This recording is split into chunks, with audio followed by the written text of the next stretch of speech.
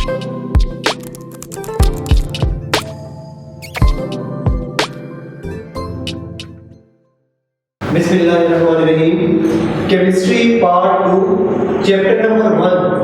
और सबसे पहले आप पीरियोडिक टेबल के बारे में कुछ पढ़ रहे हैं और पीरियोडिक टेबल को सिस्टमैटाइज होने के लिए इसको प्रॉपर जिस वर्जन में आज हमारे पास मौजूद है आने के लिए तकरीबन 100 साल लगा और इसकी significant achievement in the history of chemical science सबसे ज़्यादा है।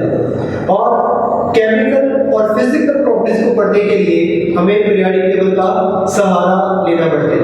और अर्ली हिस्ट्री के अंदर हिस्टोरिकल बैकग्राउंड के अंदर very first scientist was Al-Razi who classified the elements according to their physical and chemical properties।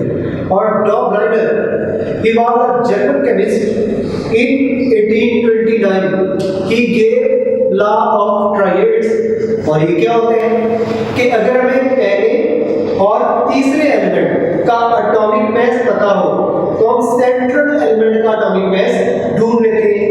जैसे सोडियम का एटॉमिक मास है 23 but it is found when we know atomic mass of lithium is 7 and atomic mass of potassium is 39 divided by 2 that is 23 mass of sodium। और he was an English chemist who in 1864 arranged 62 elements in increasing order of their atomic mass। और इसमें law of octaves दिया where he says कि every 8th element like sodium is just like the first element like lithium या magnesium like beryllium। बड़ा अच्छा entry test का एक question है। जब लॉ ऑफ ऑक्टेव्स दिया तब नोबल गैसेस पीरियोडिक टेबल में नहीं थे। नोबल गैसेस पीरियोडिक टेबल में नहीं थे। तब कहा गया कि एवरी 8th एलिमेंट जो कि उसी के ग्रुप में आ जाता है is just like the first one. और 1871 Russian chemist Dmitry Mendeleev who arranged element according to their atomic mass। और इसके मेरिट्स क्या है, उसने 8 वर्टिकल कॉलम्स बनाए इसे ग्रुप कहा गया और उसमें 7 हॉरिजॉन्टल रोज बनाई इसे पीरियड्स कहा गया और एलिमेंट्स को अरेंज किया according to their atomic mass. और उसने कुछ एलिमेंट्स के लिए गैप छोड़ दिए जो उस दौर में दरियाफ्त नहीं हुई थी। एंड वंडरफुली जब बाद में दरियाफ्त हुए तो एग्जैक्ट उनकी वही पोजीशन थी और उनकी सेट प्रॉपर्टीज थी जो उसने एक्सप्लेन की थी लाइक जर्मेनियम बाद में दरियाफ्त हुआ और वही प्रॉपर्टीज वही सेट में आया जो मेंडलीव ने उसके बारे में प्रेडिक्ट किए थे सजेस्ट किए थे। तो इसकी कुछ डीमेरिट्स भी हैं, इसकी कुछ खामियां भी हैं कि ये तो सिर्फ एटॉमिक मास के लिहाज से अरेंज किया है लेकिन एक्चुअल में इसे एटॉमिक नंबर के लिहाज से अरेंज होना चाहिए था। क्योंकि बाद में दूसरे ने 1911 में हमें बताया कि elements should be arranged according to their atomic number. इसकी एक बड़ी अच्छी खूबी ये थी कि कुछ एलिमेंट्स जिनका एटॉमिक मास तो कम था लेकिन एटॉमिक नंबर उनका ज्यादा था।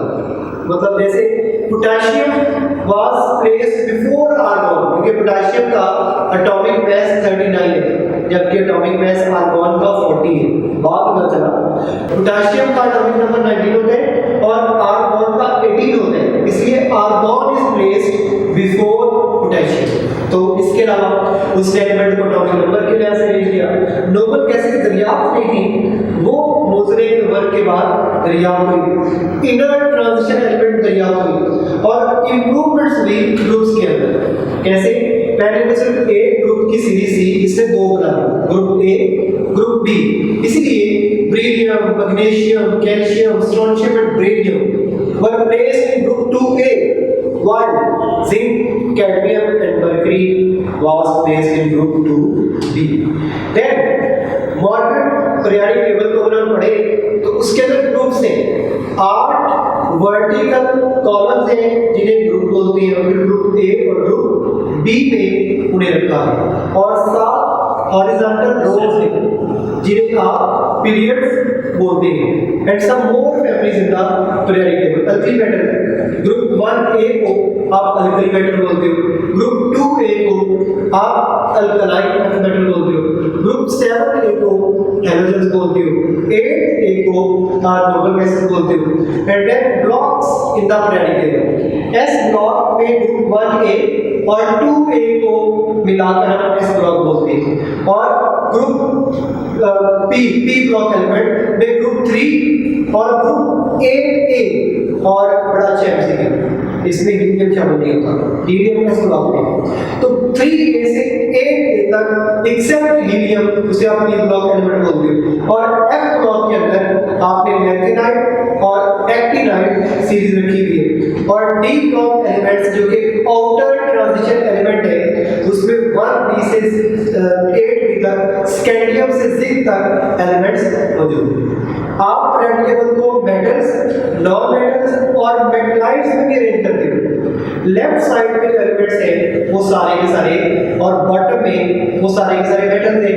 राइट और टॉप कॉर्नर वो नॉन मेटल्स हैं, जबकि इनके मिडल में 3A, 4A और 5A के लोअर मेंबर ये कॉल्ड एज सेमी मेटल और मेटलाइट्स, उन्हें आप बोलते हो एमकेट। 2008 में एक एमसीक्यू आया, the elements of 3A to 8A subgroups except helium are known. तो right option is beta, P block elements. और फिर एमकेट 2008 में पूछ रहे हैं कि सोडियम में भी डिनोटेड बाय, तो सोडियम के 11 इलेक्ट्रॉन होते हैं, आप नियोन लिख दो 10 इलेक्ट्रॉन सेटिस्फाइड और फिर लिखिए 3s1, तो बीटा ऑप्शन। एमकेट 2012 में क्वेश्चन पूछा गया which one remain same along a period, atomic radius, बिल्कुल नहीं, एटॉमिक रेडियस डिक्रीज होते हैं। Number of shell, exactly number of shell remain same, melting point भी चेंज होते हैं और इलेक्ट्रिकल कंडक्टिविटी भी चेंज होती है। एटॉमिक रेडियस क्या होता है? The distance from the centre of the nucleus to the outer most shell of an atom, that is called as atomic radius. And we know trend in group top to bottom आते हुए atomic radius बढ़ता है। क्यों बढ़ता है? Due to increase in number of shell, increase in shielding effect and decrease in nuclear attraction. जैसे आपको ये ग्राफ में दिखाया गया है, along x-axis atomic number is plotted and along y-axis atomic radius is plotted। तो आप देख सकते हो कि लिथियम से सोडियम का साइज बढ़ा होगा, उससे पोटेशियम का बढ़ा होगा, उससे रुबिडियम का और सीजियम का, लेकिन जब इसका कैटाइन बनता है ना तो साइज डिक्रीज हो जाता है। तो लिथियम प्लस का साइज कम है, इस तरह सोडियम प्लस का सोडियम से कम है, मतलब पेरेंटल एटम से कैटाइन का साइज छोटा होगा।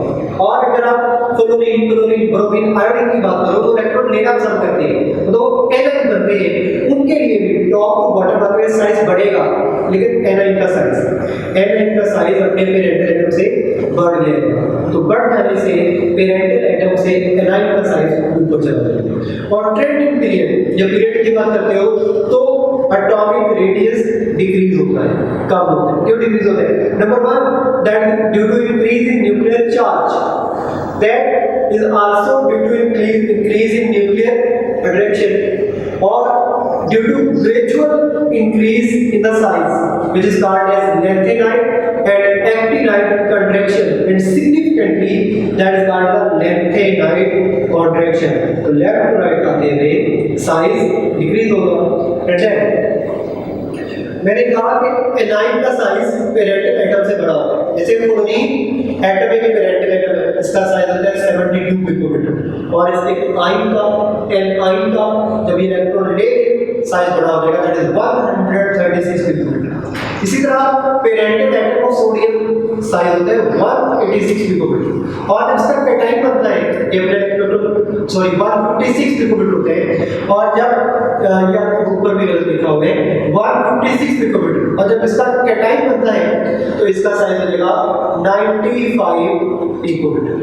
तो एमकेट 2009 में एक एमसीक्यू कि hydrogen loses an electron to form, cation बनेगा, alpha is the right option. और MCAT 2015 which of format will have the smallest radius, very significant. मैंने कहा कि लेफ्ट से राइट आते हुए साइज कम होते हैं। तो सबसे पहले एल्यूमिनियम को देखिए थर्ड ग्रुप में, मैग्नीशियम को देखिए सेकंड ग्रुप में, सिलिकॉन को देखिए फोर्थ ग्रुप में और सोडियम को देखिए पहले ग्रुप में। तो पहला, दूसरा, तीसरा, चौथा, चौथे ग्रुप तक आते हुए साइज कम होगा silicon. Silicon is a Charlie that a correct option.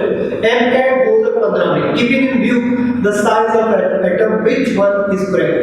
तो delta is a correct option. कि लिथियम का साइज बेरिलियम से बड़ा होगा क्योंकि लेफ्ट टू राइट आते हुए साइज डिक्रीज होते हैं। और MCAT 2016 the ionic radius of chloride ion is that is 136 picometer.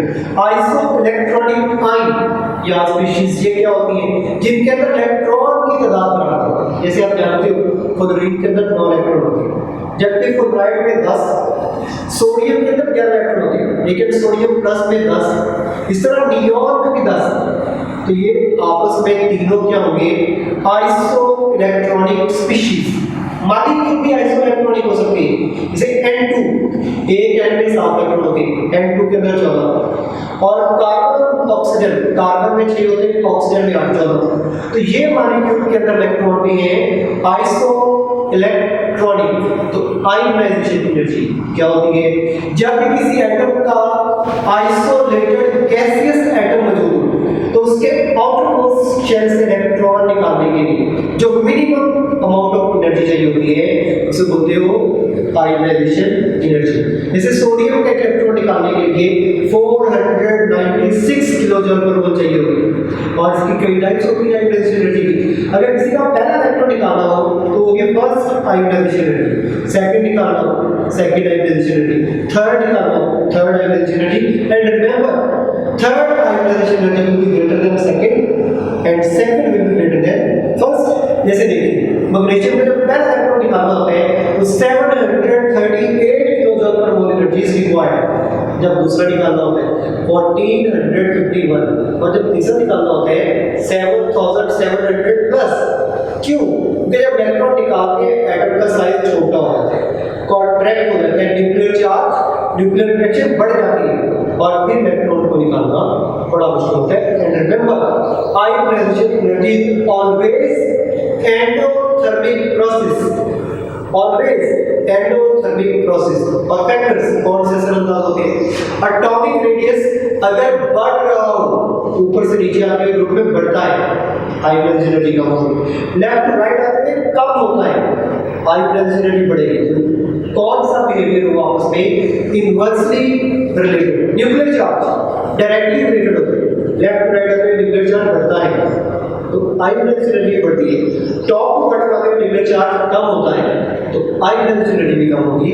और शेडिंग इफेक्ट के इनवर्सली रिलेटेड है और होती क्या है the decrease in expected attractive force due to interference of internal electron और nature of orbit.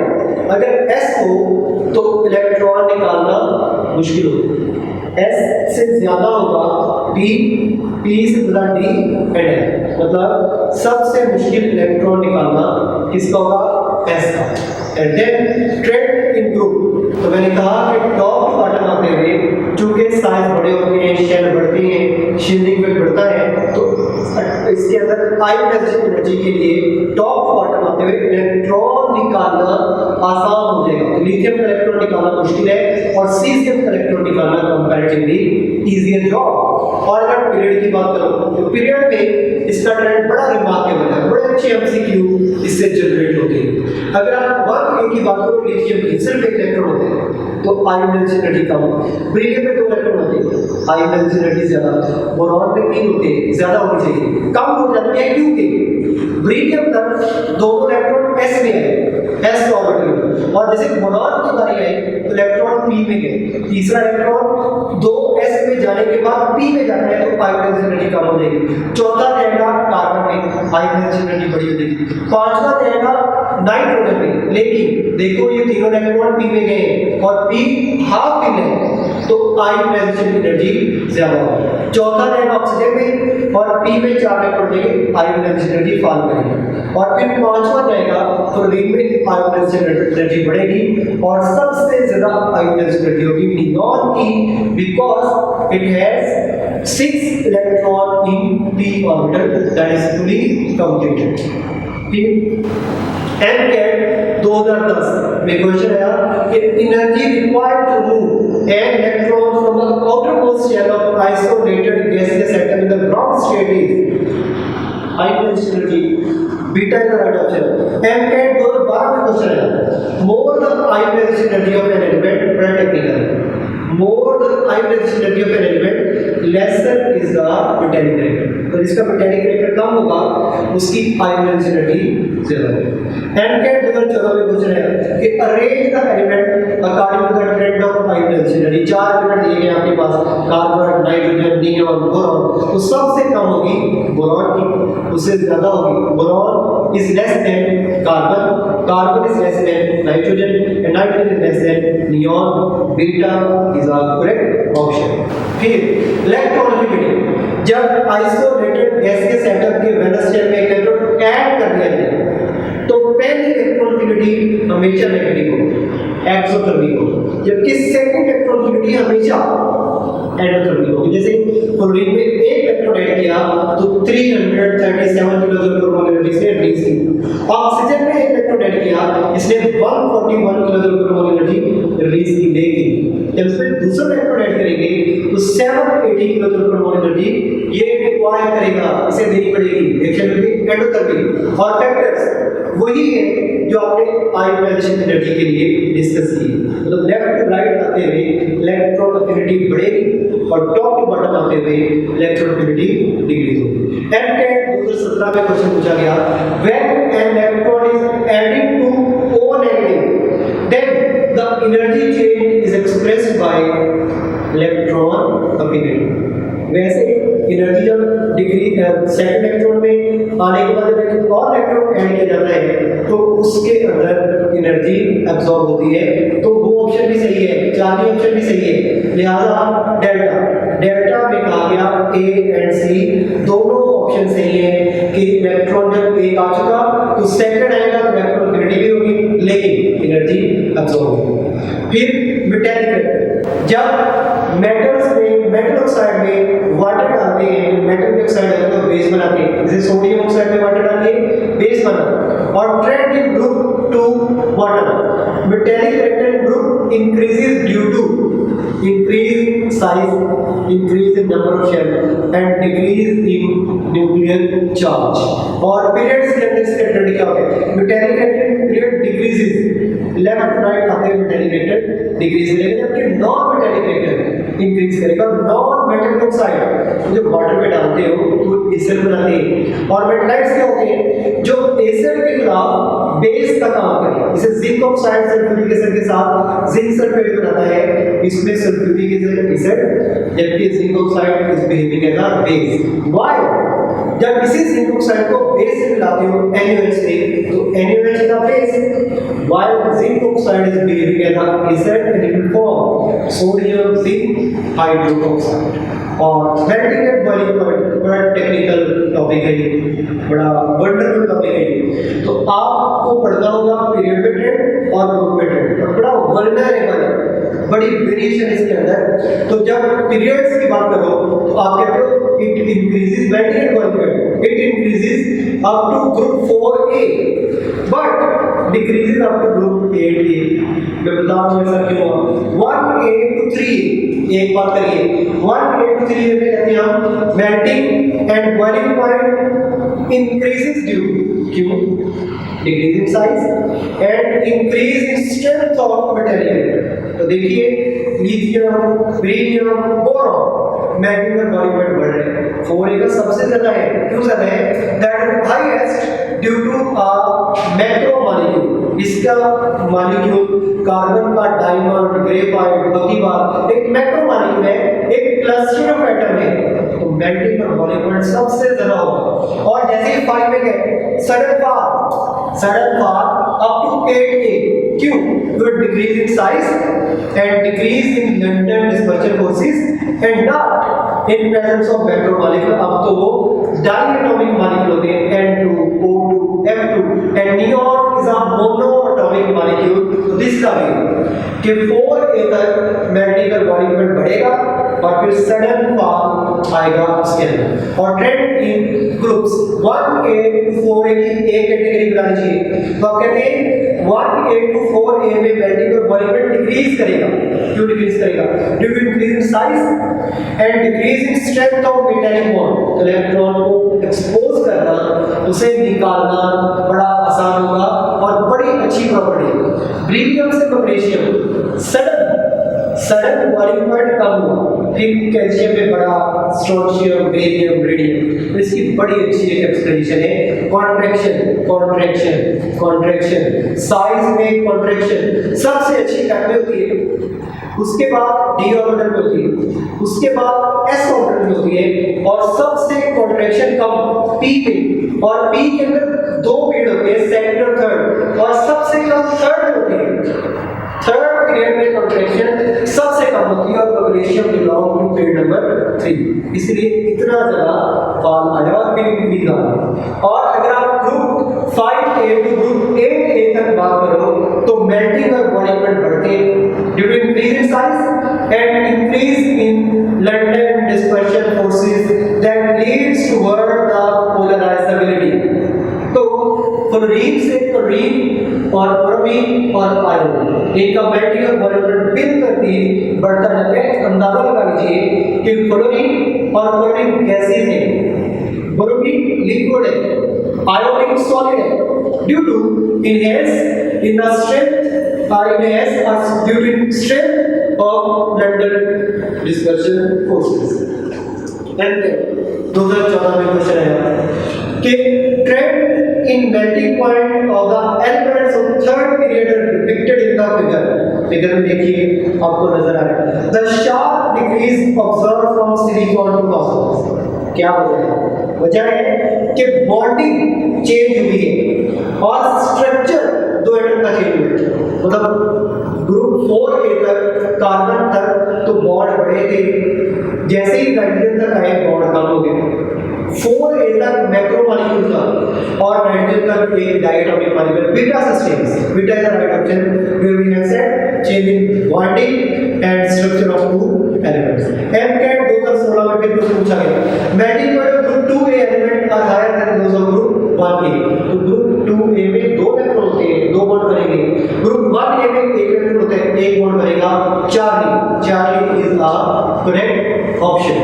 Oxidation state जो किसी एलिमेंट का ग्रुप नंबर होता है ना, वो उसकी प्लस में ऑक्सीडेशन स्टेट होती है, या जितना उसको अपना ऑक्टेट बनाने के लिए इलेक्ट्रॉन चाहिए होते हैं वो उसकी नेगेटिव में ऑक्सीडेशन स्टेट होती है। जैसे group 1a ratio plus one oxidation state, lithium, sodium, potassium, rubidium, caesium, francium सब के सब +1 शो करते हैं।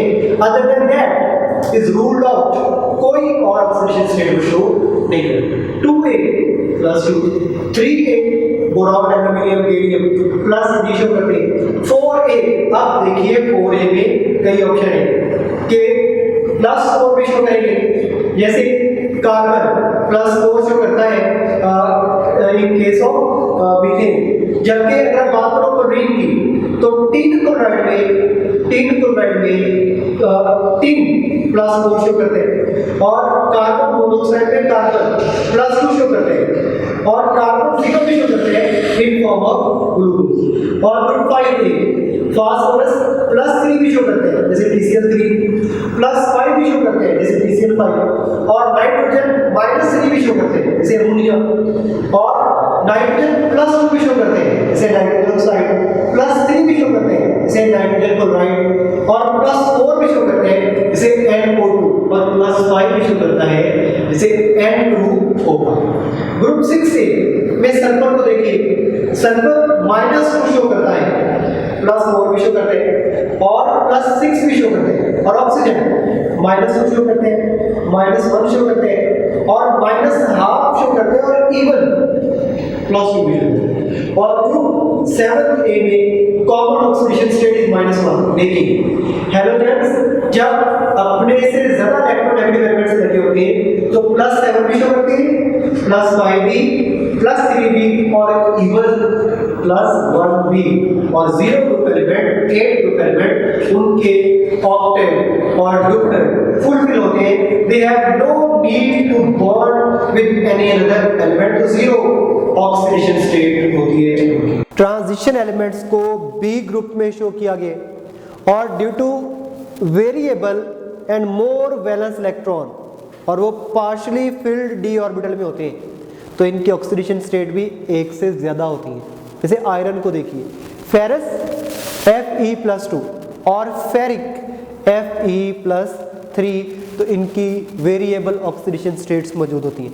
इलेक्ट्रिकल कंडक्टिविटी, तो इलेक्ट्रिकल कंडक्टिविटी अगर मेटल्स की बात करो group 1A to group 3A, तो पीरियड्स के अंदर इन periods first of all conductivity increases due to free electron, then conductivity decreases due to pairing of electrons, तो 1A to 3A तक बढ़ेगी और फिर जनरली उससे कम होती जाएगी। और groups conductivity increases due to increase in atomic size, increase in metallic character and due to decrease in nuclear attraction, मतलब फ्री होंगे इलेक्ट्रॉन्स। और नॉन मेटल्स की अगर बात करें 4A टू 8A, तो नॉन मेटल्स के अंदर इंसुलेटर्स हैं और उनके अंदर फ्री इलेक्ट्रॉन नहीं होते, तो metallic character increases in the last group from top to bottom, so the conductivity increases. और डायमंड और ग्रेफाइट की अगर बात करें तो दोनों ही मैक्रोमॉलिक्यूल हैं। डायमंड के अंदर कम्प्लेक्स स्ट्रक्चर होता है, कोई फ्री इलेक्ट्रॉन नहीं होते। ग्रेफाइट के अंदर लेयर्ड स्ट्रक्चर होता है और conductivity is done slipping of the layers one on another. और फिर हाइड्रेशन एनर्जी, जब किसी 1 मोलर गैसियस आयन को इनफाइनाइट डाइल्यूशन में वाटर के अंदर डिसोल्व करो, इनफाइनाइट डाइल्यूशन का मतलब है कि इतना उस गैसियस आयन के अंदर वाटर डालते जाओ कि अल्टीमेटली हीट एब्जॉर्ब होना या इवॉल्व होना बंद हो जाए। जैसे हाइड्रोजन के अंदर जब वाटर डालेंगे तो that is going to release energy of 1075 kilo joule per mole. और इसका ट्रेंड क्या है, ये डिपेंड करती है अपने charge to size ratio of ions के ऊपर। तो trend in period left to right hydrogen energy बढ़ेगी। क्यों बढ़ेगी? Due to increase in size ratio, charge to size ratio और डिक्रीज इन साइज। और ग्रुप के अंदर हाइड्रोजन एनर्जी डिक्रीज करेगी। क्यों डिक्रीज करेगी? Due to decrease in charge to size ratio and increase in size. तो लिथियम आयन की जो आयोनाइजेशन एनर्जी है वो 499 होती है, मतलब रिलीज होती है जब इसमें वाटर डालें। और सोडियम की 390 होती है, मतलब बढ़ गई है, एनर्जी की अमाउंट बढ़ गई। और एनर्जी की अमाउंट कम होगी। और कैल्शियम के लिए 1562 किलो जॉल पर मोल एनर्जी रिलीज होती है। और सबसे बड़ी अमाउंट एल्यूमिनियम की होती है, एल्यूमिनियम की 4613 और फ्लोरीन की 457 और आयोडीन की सबसे कम दैट इज 307 इज रिलीज्ड। और फिर आप अगर बात करो हैलाइड्स की, तो binary compounds of halogens, fluorine, chlorine, bromine, iodine, उसे आप हैलाइड बोलते हो। और हैलाइड की 3 टाइप्स होती हैं, ionic, covalent and polymeric. Left side में खास तौर पर 1A के सारे कंपाउंड आयनिक होते हैं। Those have 3 dimensional crystal lattice structure. और 4A to 6A तक ये कोवलेंट होते हैं। और पॉलीमेरिक होते हैं जैसे ब्रिलियम, गैलियम एंड एल्यूमिनियम।